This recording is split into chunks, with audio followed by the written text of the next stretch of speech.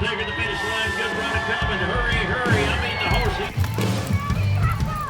To the line. MaddiKempf.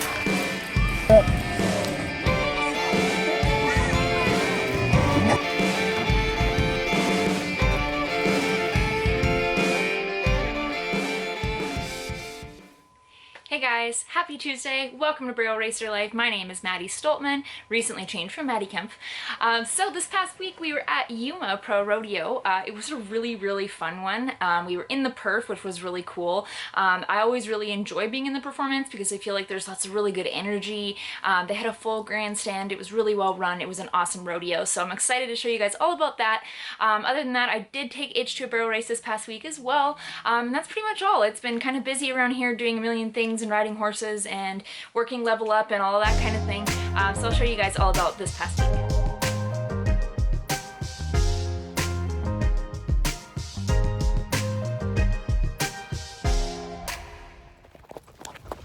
It's cold, but I got good company. Hi! Hi!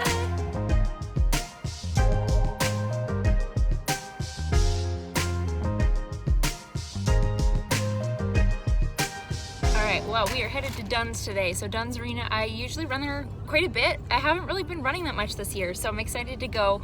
The ladies that put it on are freaking awesome, and they always put on a good race. They have 500 added and buckles to each winner of each D today, so I'm actually bringing Itch to run as well. I'm also going to run Claude. So the thing when you start running a horse on Lasix, if they have been bleeding, is that it kind of takes a little while for them to trust it, so to speak. So they have, you know, been almost conditioned, I suppose, to be ready for that uncomfortable feeling in their lungs. And so when you get it under control, they don't trust that it's okay. They just think, you know, they're ready for it to happen. They're anticipating it. So I would like to make a practice run on Claude today. Not even so much, I mean, I always need to practice, but more so for him to get used to the fact that we have his bleeding under control now. So I'm gonna run him today, and then I'm also running Itch, and then I have the babies loaded up as well. I figured I'd bring the colts along, and then I can, you know, ride them while I'm between horses and stuff today. And of course, my co-pilot, who dropped her toy on the ground. Who else uses weird little things to remember where you have to go? So Dunn's Arena, I can never remember where I'm supposed to turn to get off of the highway. So my little thing that I remember is I have to turn on Glendale Road, and I love Wizard of Oz, and then you have the Good Witch Glenda.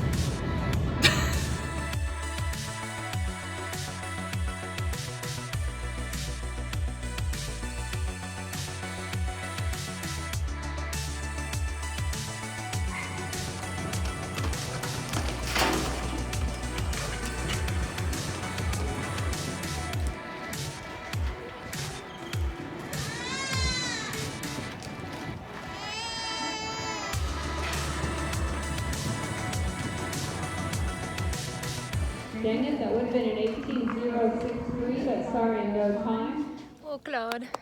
We tipped a barrel. Yeah. Honestly, we kind of brushed it leaving, and I didn't actually know it went down until I was leaving the third, and I went, oh. So, whatever.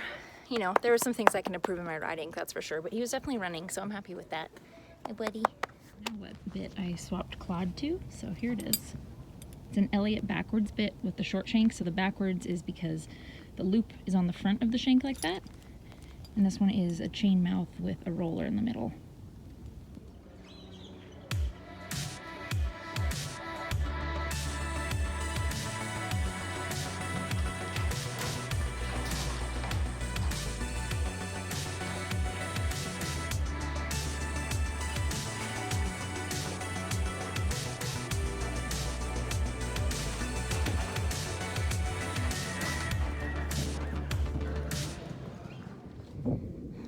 Today was not my day in barrel racer land.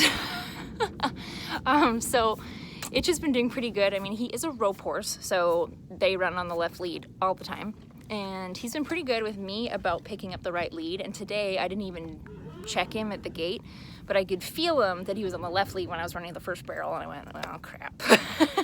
And he tried to switch his lead at the last second, and it just didn't work out for us. He ended up catching a hole. We went right to the fence. I lost my reins, so we did a little tour.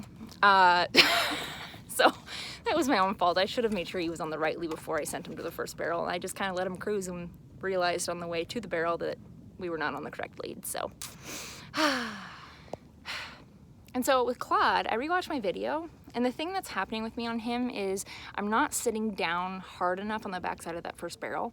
And so I'm sitting down, but I'm not rolling my hips back and shifting my weight. And that's what works well for this horse to get him to finish the first barrel properly. And if I can get him to finish the first barrel, then I'm in a good spot for the second, and it kind of sets up my whole run.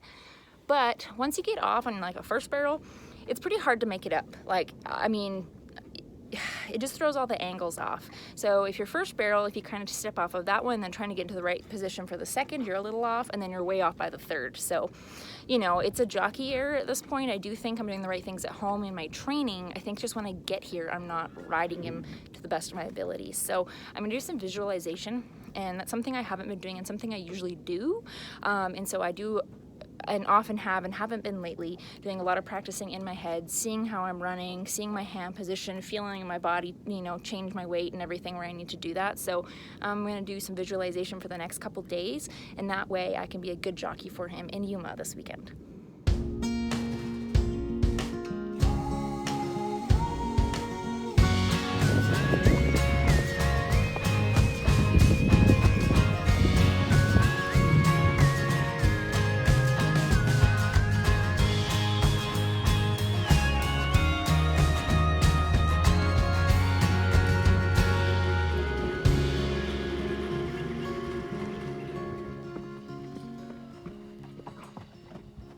Supervisor.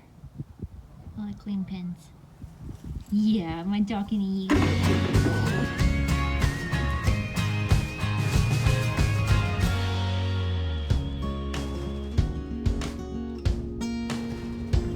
So today we're heading down to Yuma for the Yuma Pro Rodeo. I'm excited. It's outside. I don't know. I like running outside. Maybe it's just because of where I'm from. I don't know. We run outside big standards in the Northwest a lot. I don't know. Anyway, I'm looking forward to it. It is early in the morning, and I didn't get all my stuff done yesterday. I'm notorious for trying to fit way too many things into not enough hours. So I gotta run to the post office, throw something in the mail, pick up something I'm waiting on. I need to, what else do I have to do? Oh yeah, I gotta get fuel.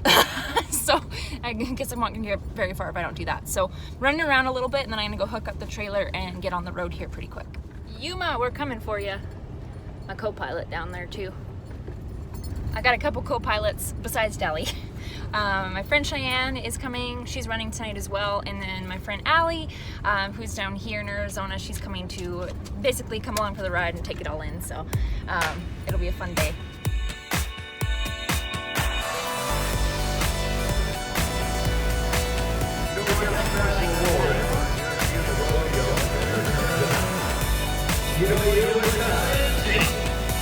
One of the youngest gals in the fields out there. Watch as she steps on the gas on her little horsey ghost snipper. Her blonde hair flying in the breeze. Out of the way, girl, lean in her. All right, crowd, let's lean in together.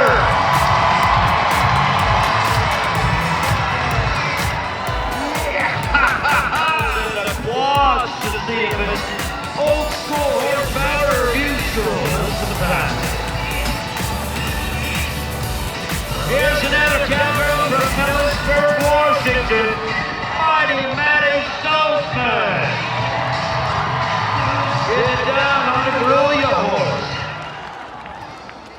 Out of the way, Maddi. 18 and 25. One gal left.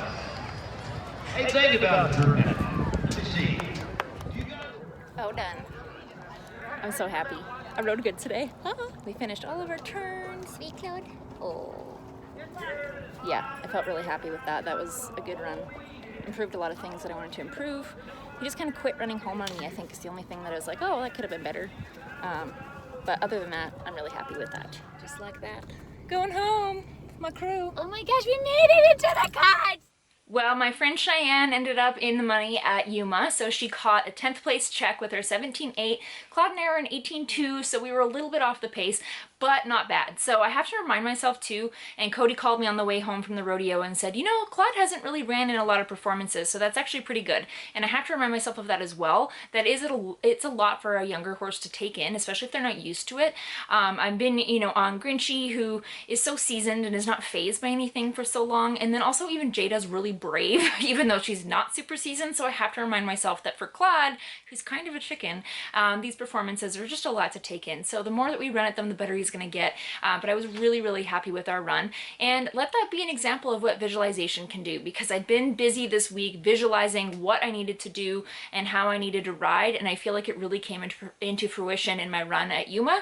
I was able to stay focused and then do the things I needed to do as a jockey so that my horse could perform properly. And I feel like I got that accomplished. So I'm now going to remind myself that I also need to keep visualizing. So that has been really effective, and it showed this week. So maybe something for you to consider for yourself as well. Well, thank you guys so much for watching. And if you're enjoying my videos, please subscribe to my channel.